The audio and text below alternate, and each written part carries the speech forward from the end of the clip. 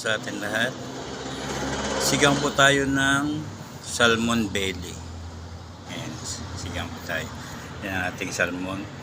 Ito yung ating kamatis, sibuyas, gabi, talong, sitaw, okra, labanos, yung ating sili, yung ating kangkong. Tapos yung ating pang gagamitin na pang sigang dyan, siyempre yung sinigang mix, tsaka yun, yung pampalasa. Yan. Tara, luto na natin. So ayan, nagpakulo na tayo ng tubig. Lagay na natin yung ating sibuyas, kamatis, at saka sabay na natin tong ating gabi. Sabay-sabay na yan.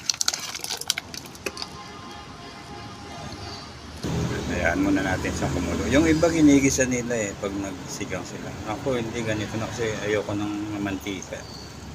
Yan, lagay na rin natin tong ating sitaw.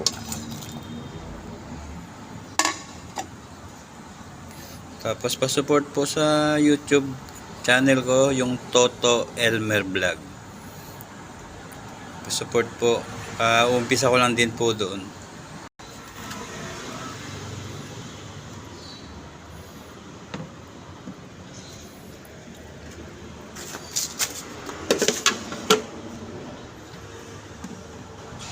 Yung ating talong.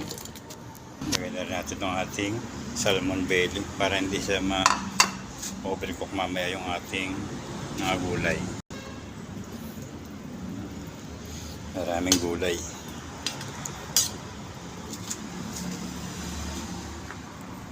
Lagyan na rin natin yung kangkong.